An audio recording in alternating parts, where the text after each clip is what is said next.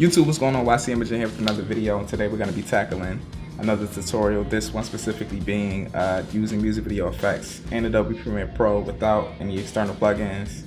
Let's dive straight into it. Right here I have a project already set up with some clips that I'm going to be doing a few effects on. There'll probably be around 3, and then I'll also show you all a few variations of those 3, so you can manipulate these and kind of sort of use these in cohesiveness. Is that a word? I don't know. Too much jibber jabber. Let's get into it. Alright, so let's dive straight into ghosting. Basically what you're going to want to do for ghosting is you're going to take your clip, you're going to have it already in the timeline, you just duplicate it, and to do that you can just hold Option and drag it up.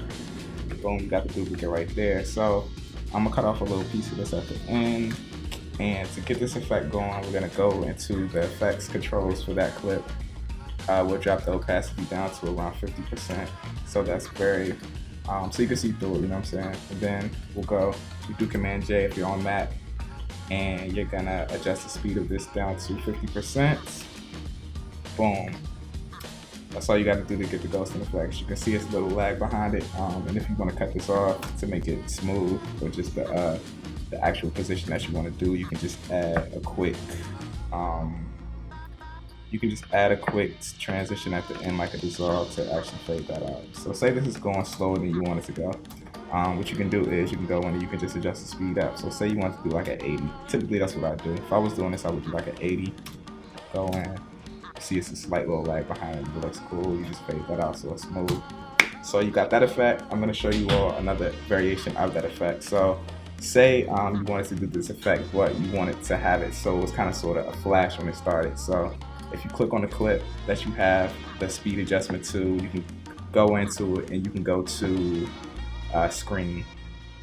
What screen is going to do is it's basically just going to highlight all the highlights in it, give it a little flash effect to it. So you put that on there. Cool. I guess it would be more convenient to show you all this if I pull this out a little bit. So let me pull this out.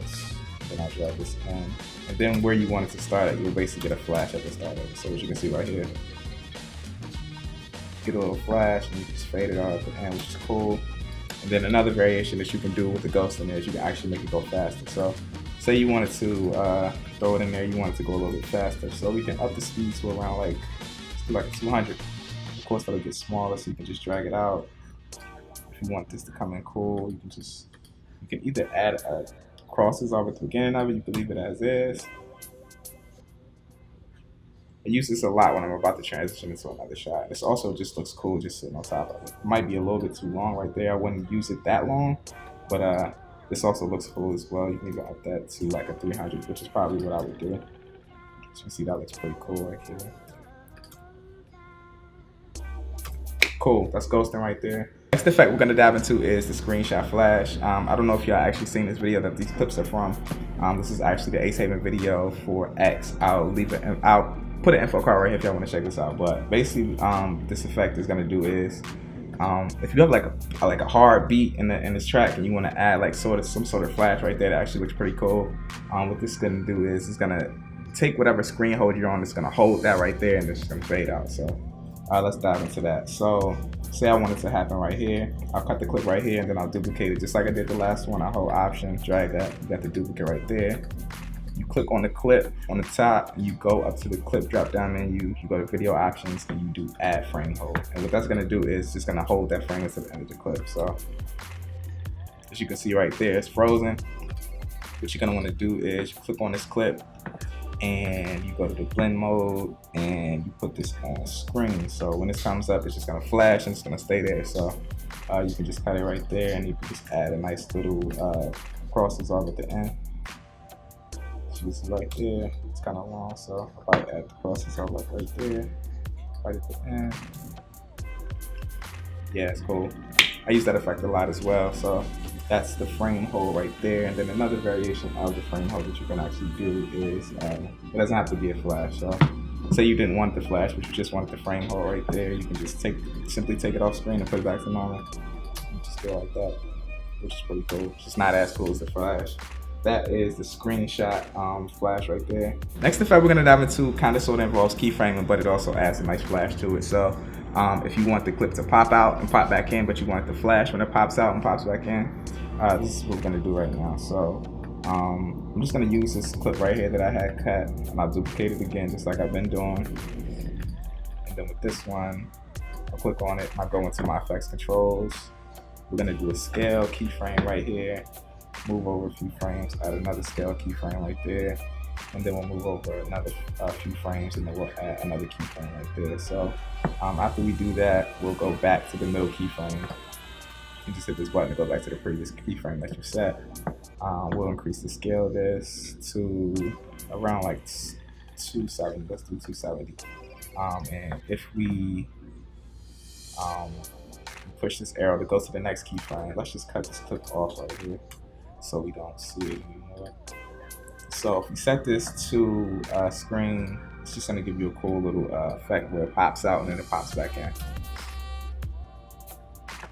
It's kind of slow, so let's go back to the middle one and actually up that way up to like 600, so it'll be pretty fast.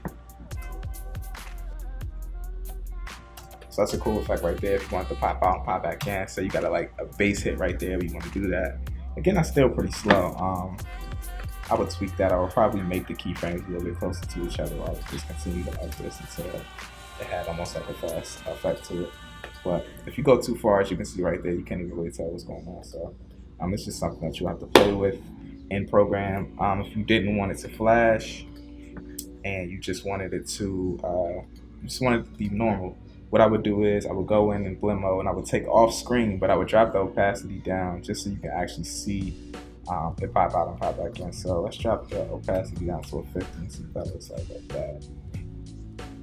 It looks pretty cool as well. I think it's too zoomed. Like I said, you can't even really tell what's going on. So let's just put it back down to like a 220. See right there, it pops out and pops back in. So that's something cool that you can throw into the video as well. It's going kind of slow right there. If I were to do it, I would do it pretty fast. I did it a lot in this video, so like I said, check it out. Next effect we're gonna do works pretty well on close-up clips, and it's actually a pretty cool effect that I haven't used in a while, and I just actually thought of it. Something to throw back into this video. So with this particular effect, it's basically gonna be a zoom feather. So you can just do it on this clip as well, like we've been doing. We'll copy this clip up, hold Option, drag up. And basically what we're gonna want to do is we're gonna scale this up. So we'll scale this up to like a 190.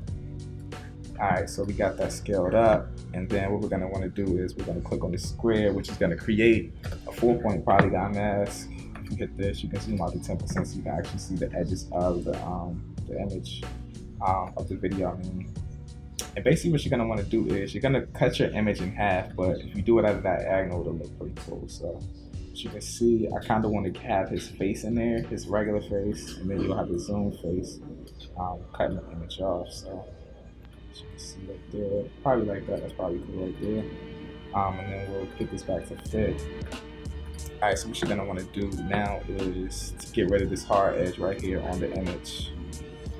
You just up your mask feather. Let's do like a 180 or so, like a 180. And what this is gonna do is whenever his face kind of sort of jumps over that center line in the video, it's just gonna actually scale it up and give it like a nice little trippy effect. So let's just check that out and see what that looks like. See right there, it looks pretty cool. So I really like this effect right here. It just adds a little dynamic to the shot, you know what I'm saying? Not too much. But if you have like a shot where you're doing a lot of intense movements, man, this is just gonna make this shot pop out and just look crazy, man, especially after you drop your color and all that type of stuff like that on that. So that's pretty cool as well. And you can also alter this one as well if you want to do something different. You could probably drop like you can go in, you could probably drop like a Gaussian blur on here. I'm not sure if I said that right, so don't even get at me in the comments. You can drop that on there and you can just up that up a little bit just to add a little difference to it. Probably like a 50 would be cool. You see every time his face will cross over any part of his body, it would just look cool. So I actually like this effect. This effect is dope. So it's a bunch of different ways you can alter that. You can do the Gaussian blur. You can actually switch your blend mode over the screen, which will make it a little bit brighter. It's a bunch of different things. You can play around with that. It's just so many different things you can do with this effect. But that's gonna wrap up my video on music video effects without any plugins. These are all cool. If you tweak them, you know what I'm saying, you can get some pretty good looks out of them. I use these a lot in my music videos. I will probably end up doing a part 2 on this. I have a few other effects that I want to do. I just can't think of them. It's hard for me to think of effects off the top of my head. So whenever I think of some more, I'll be able to update this and do a part 2 on this. If you like this video, if you found any of this information helpful, make sure to drop me a like. I really appreciate it. And I'm gonna check y'all out in my next video. Peace.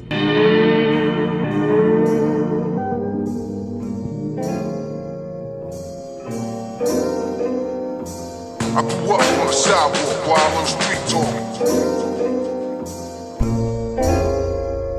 Make sure my mic is loud in my